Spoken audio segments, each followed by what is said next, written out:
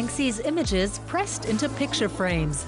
Artworks that normally grace walls of buildings in London, Berlin, or New York are now hanging in the Galerie Kronsbein in Munich. The opening featured champagne and hors d'oeuvres. 40 reproductions of Banksy's works, prepared by the artist himself, are on display. He used his stencils to create them. It's Germany's biggest Banksy show to date.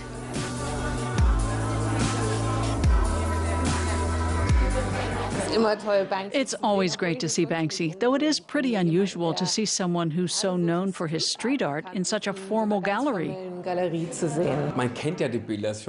know the pictures from Facebook and everywhere, but seeing the originals for the first time, even if they're just prints, and so many at once, was impressive. Suddenly there's someone who's making art and delivering a clear message at the same time. He broaches topics, and that's what's so great about it. Gallery owner Dirk Kronsbein built up the collection together with his daughter Sarah. It reveals Banksy's main themes: criticizing society, politics, and capitalism.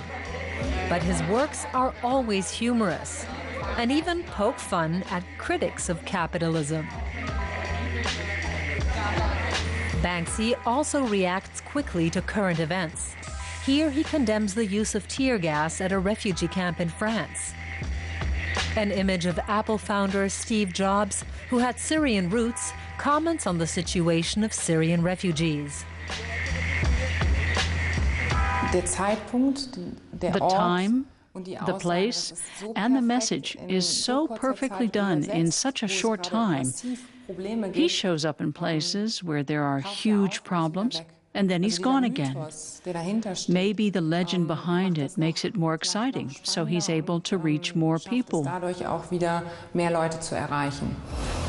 Banksy's legend began when he became a graffiti artist at the age of 14.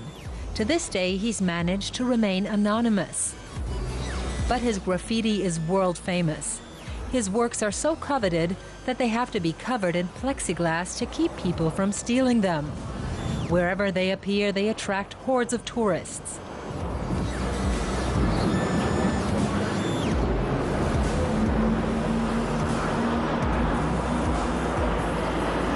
Most normal art is built to last like hundreds of years. It's cast in bronze or it's oil on canvas, but street art has a short lifespan, so it needed documenting.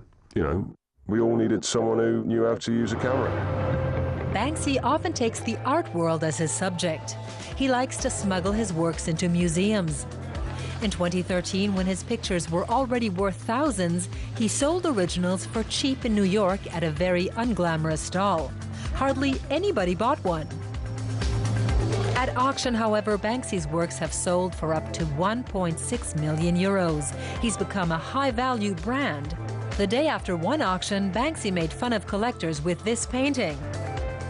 He only sells directly to private collectors.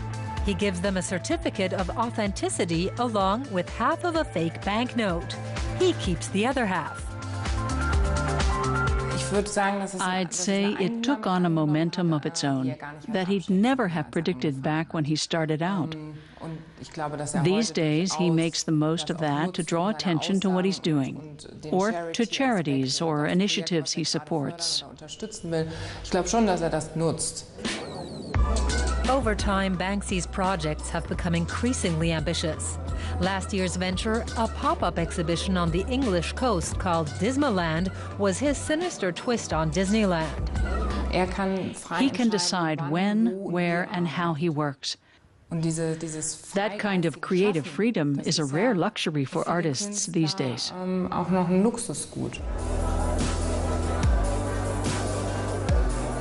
Banksy probably doesn't think his works belong in a gallery. But maybe he doesn't mind them hanging in the bathroom.